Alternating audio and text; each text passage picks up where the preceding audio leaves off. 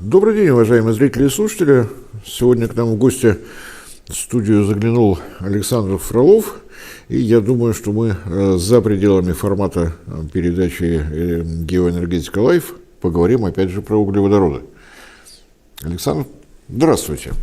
Здравствуйте, здравствуйте, дорогие друзья. Вот убрал звук на телефоне, чтобы нам ничто не помешало. Поговорим про углеводороды. Всем известно, что скоро придет к власти Дональд Трамп, который невероятным образом... Не-не-не, Александр, вот сейчас животрепещущая тема. Все паблики у нас забиты сообщением о том, что поскольку Асад ушел, все непременно, думаю, вот в следующий четверг после дождика начнется прокладка газовой трубы из Катара через все страны и моря, и океаны в Турцию, оттуда в Европу, потому что Европа ждет этого. Стоп, новые данные. Новые. Три трубы. Три трубы. Отлично. Сейчас давайте сначала про три трубы, а потом я объясню, при чем тут Дональд Трамп и вообще вся эта история. Вернемся, доберемся мы до Дональда нашего. Как его, Фредович? Фредович, до Дональда нашего Трампа. Помним.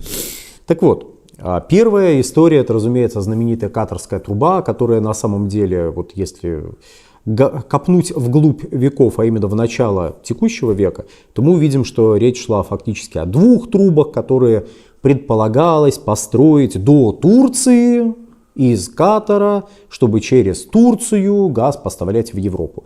Тогда было довольно много различных вариаций на тему Набуко, много вариаций на тему, как бы нам построить газопровод, который присоединится к Набуко. Это, правда, не вылилось ни в один контракт, ни в один обязующий документ, но, как известно, все помнят, что вот труба некая должна была пойти из Катара в Европу.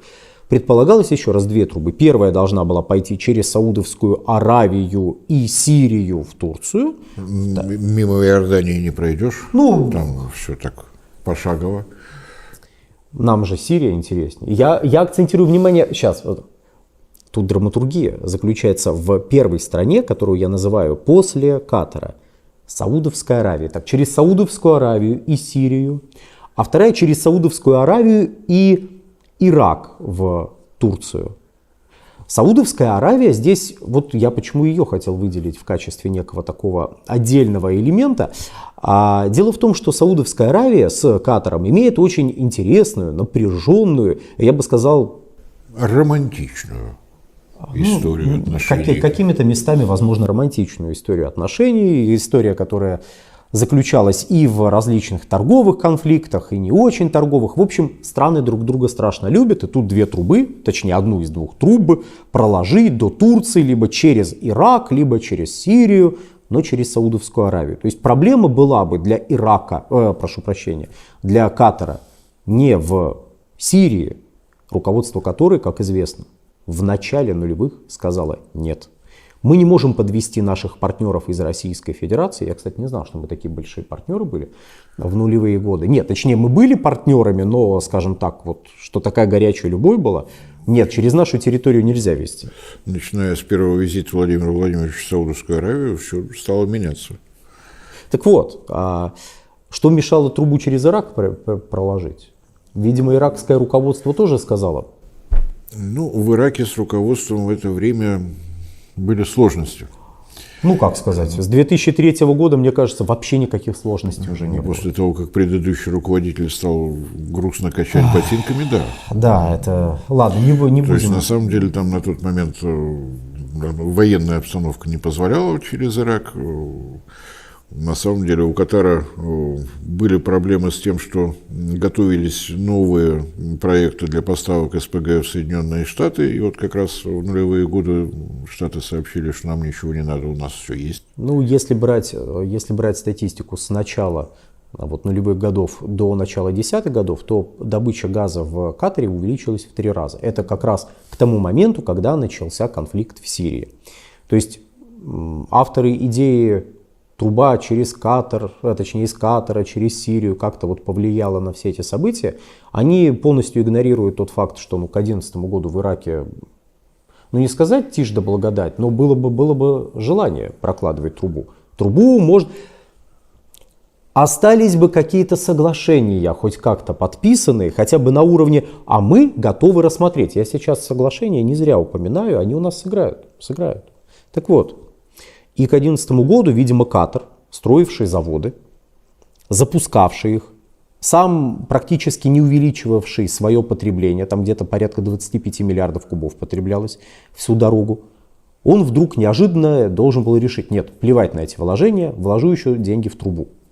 Или выкину в трубу, кому как больше нравится. В общем, история более чем сомнительная, не оставившая за собой никаких подписанных соглашений, не оставившая за собой никакой проявленной явно заинтересованности со стороны покупателей, потому что у нас, как мне кажется, вообще странное представление о строительстве труб в Европу наличествует, что какие-то люди приходят, говорят: хочу в Европу трубу, и начинают строить. У меня на складе лежат трубы, сейчас я их сюда вот по-быстрому. Нет, зачем? Вот у Ивана Ивановича отличный трубный завод. И он попросил помочь. Давайте построим газопроводик. В пару тысяч километров. Так, оп. Ну или 5000. Тому, кому как больше повезет. Тут, в общем, один только южный газовый коридор чего стоит в плане протяженности. Тут бы еще бы немножечко бы к нему добавили, ну, самую малость. Тільки для себе. Так вот. И строится газопровод куда-то в сторону покупателя.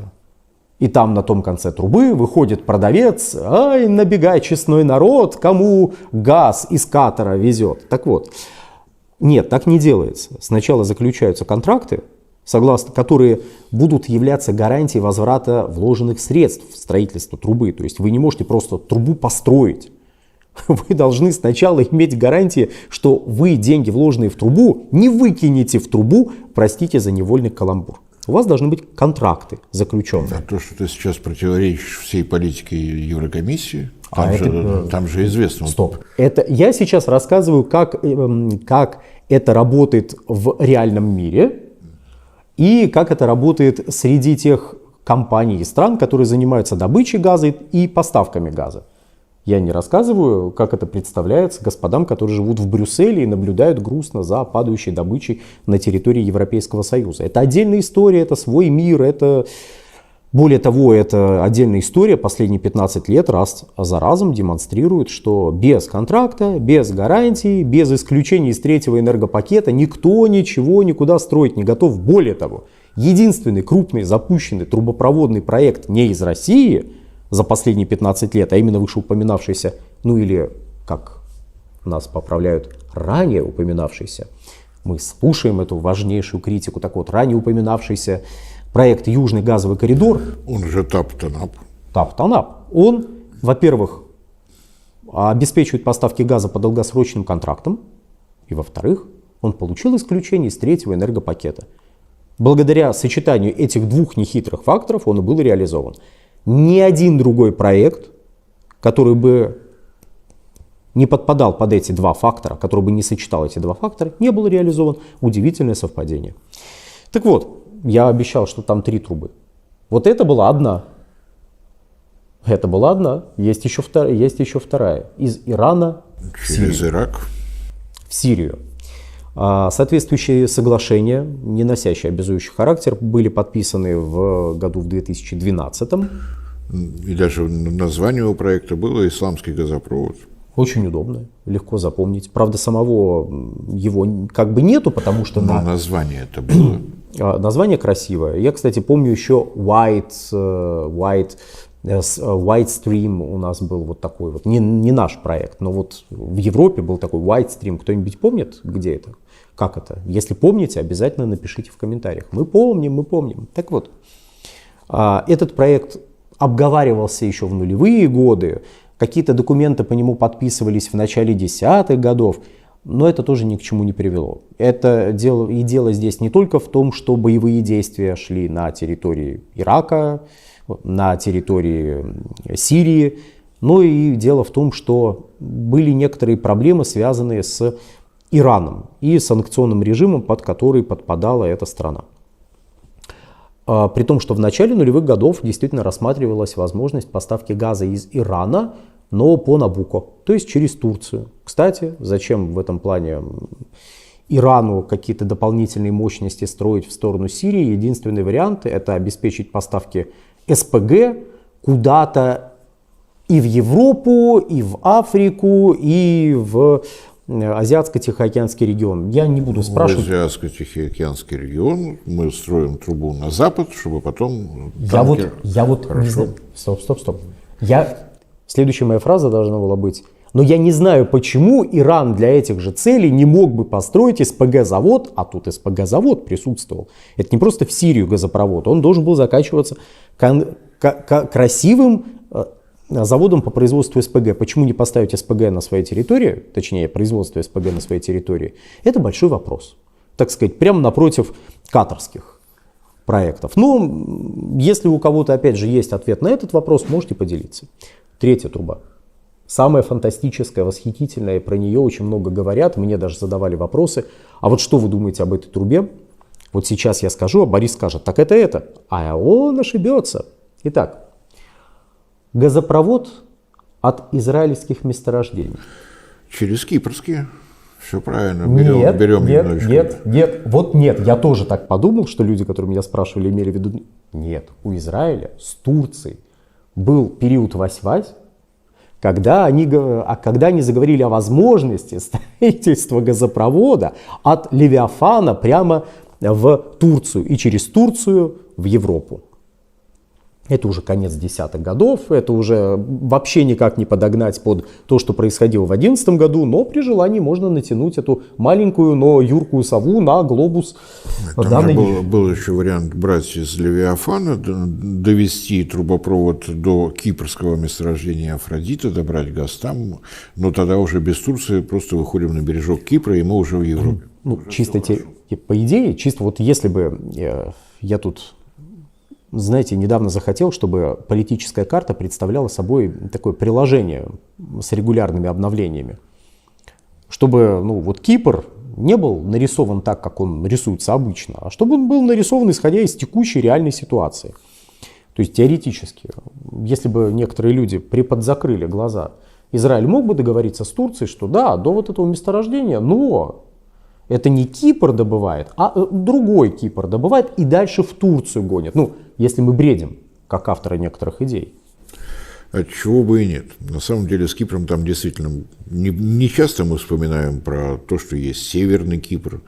А в Турции точно знают, что есть Южный Кипр. То есть такая карта была бы загадочная. Там контурная карта Украины там бы присутствовала. Такая. Вот все было бы загадочно. Интересная карта, надо попробовать сделать. Пока закрасил, принес, а тебе учительница говорит: нет, вот тут ошибка, тут ошибка. В общем, это история грустная, не будем ее касаться. В общем, с трубой так. Катар делал ставку уже в конце 90-х годов на производство СПГ. Была идея строить трубу, но тогда все хотели строить трубу куда-то в Европу. Европа очень хотела, чтобы кто-то построил тоже ей трубу. Платить за это она не хотела. Какие-то компании, заинтересованные среди покупателей, тоже не обнаруживались, потому что им говорили: ребята, дайте денег. Они говорили: погодите, не, вы трубу построите, какие деньги? Трубу строите, поставляйте газ, а там разберемся. Поэтому Набуко не выгорел. Во всех смыслах слова. А все проекты, которые как бы намекали на подсоединение к Набуко, они саморассосались.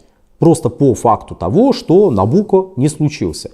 Притом последний такой взлет ракеты у Набуко был в 2009 году, когда был конфликт у России и Украины в связи с поставками газа в начале года. В связи с воровством газа в начале года. Неподписанием контракта. В общем, много параллелей можно провести. Сейчас посмотрим, в общем, как текущий январь будет. Но я помню, что там, знаете, 31 декабря уже 2008 года все стояли на ушах. А в начале января столько интересных событий начало происходить. И большой друг Российской Федерации Эрдоган в течение 2009 года выступал в стиле: и кто там в России говорил, что Набуко не будет? Вот видите, будет Набуко. Большой друг России Эрдоган ни разу не ошибся.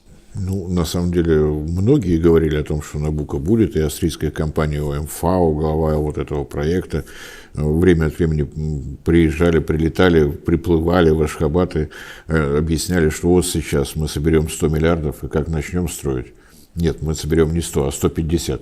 200 в Туркмении слушали и спокойно построили трубопровод в Китай.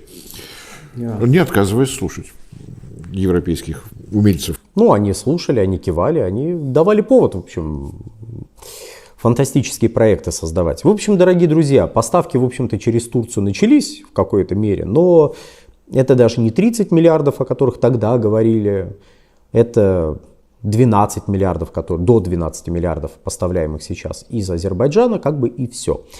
Самое интересное, что на пике вот этот проект газопровода из Ирана в Сирию даже рассматривался с точки зрения объемов, там порядка 40 миллиардов вырисовывалось. А вот сколько должны были транспортировать из Катара в Европу через Сирию и Турцию? Не до объемов было. Нет. Понимаете, это вот насколько проработанный был проект, про который все знают. Не то, что мы тут. Что про него даже неизвестно, сколько миллиардов кубов через него должны были прогонять. Но, видимо, очень много. Кстати, сейчас Катар примерно на 100 миллиардов кубических метров по сравнению с началом 21 века, прошу прощения, 21, конечно же, века, нарастил поставки сжиженного природного газа в регазифицированном объеме на зарубежные рынки. И 75% этого объема он поставляет в Азиатско-Тихоокеанский регион, потому что там деньги, там растущий спрос. Ну и вообще, если отвлечься от того, что происходило 10-15 лет назад, давайте взглянем на Катар свежим взглядом. Подписано окончательное инвестиционное решение о строительстве второй очереди СПГ мощностей, дополнительно 65 миллионов тонн, в обычном состоянии это 100 миллиардов кубометров, вот настолько надо увеличить объемы добычи. Статистика показывает, что миллион тонн СПГ мощностей стоит 1 миллиард долларов, тут несложная такая арифметика, или 2 уже. Тут плюс-минус. Если мы в Австралии, может и 3. Ну, будем считать даже 1, мы не будем там... Не, пусть 1, нормально. То есть вот только на новые СПГ мощности на 65 миллиардов танкеры, газовозы под это заказаны. Катар никогда не возит на чужих судах, все только свое. Договор в Китае подписан, 28 миллиардов долларов он строит. И вот сейчас, в связи с изменившимися событиями, в Сирии, которая наконец добралась до демократии. Раньше у нее демократии не было, сейчас у нее есть.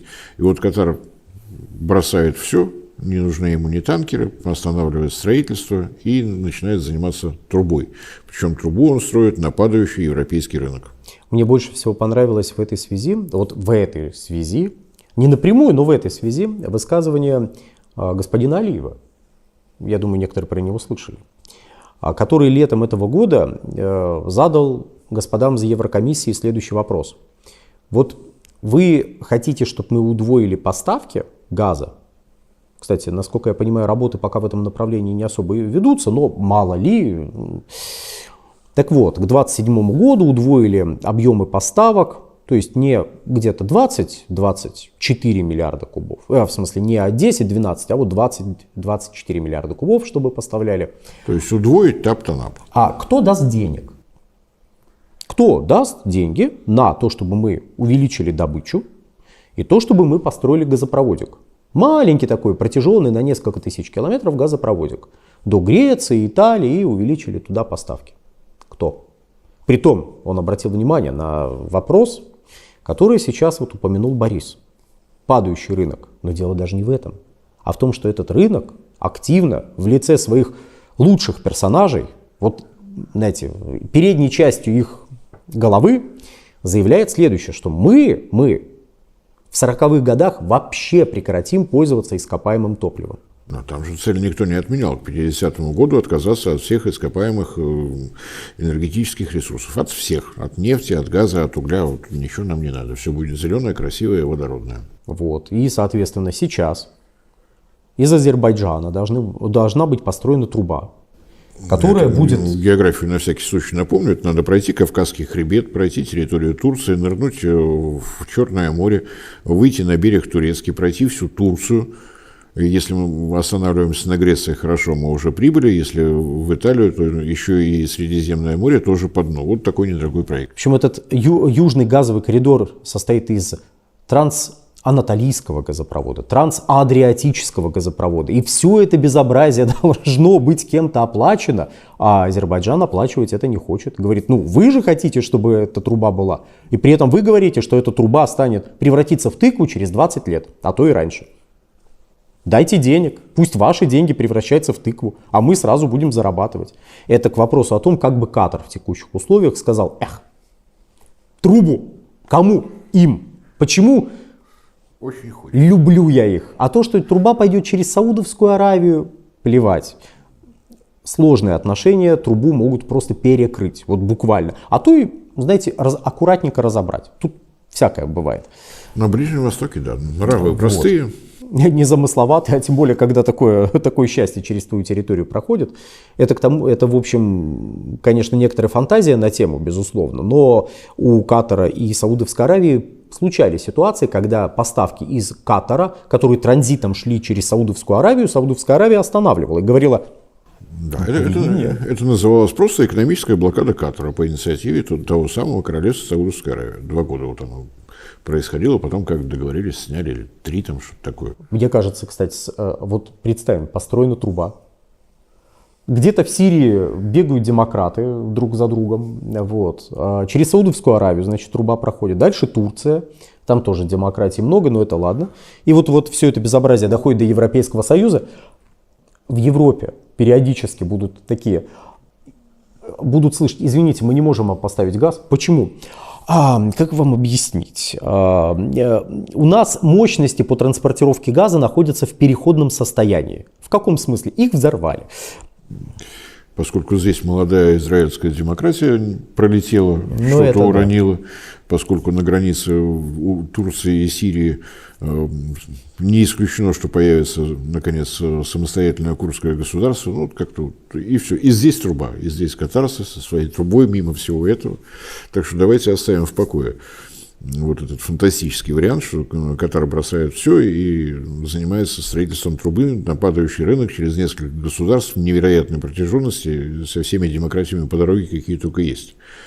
Если вернуться в реальность, в суровую, мне вот заинтересовала фраза, которую обронил недавно один из руководителей все того же Катара по поводу того, как Катар относится к планам мистера Трампа наращивание производства СПГ на территории Соединенных Штатов, которое, как известно, будет дешевым, всех покорит, и все после этого закроют свои заводы, разберут на металлолом. Я вот сейчас, минутка рекламы, у нас на Инфотеке должна выйти буквально вот статья с трезвой оценкой перспектив развития СПГ проектов в Соединенных Штатах, то есть, сколько там действительно будет. Но тут речь о чем? Это так, минутка рекламы, заходите, если вам такое, знаете, вот с графиками, такие прям тексты, статьи, с графиками, с картой. Обязательно. Карта мир. Не просто карта мир. Так вот, смотрите. На этой карте Канада уже вошла в состав США? Мы пока в процессе. Вот. Это Северная Мексика. Скоро с ней тоже разберутся. Или Южная Канада. Там, как вот это вот. Там Французская Мексика. В общем, все страны это какая-то Мексика для Соединенных Штатов Америки. Ну и там, значит, и Канада, Северная Мексика. Ну, на сегодня будем заканчивать. Всего хорошего. Александр, спасибо, что заглянули. Всем спасибо за внимание.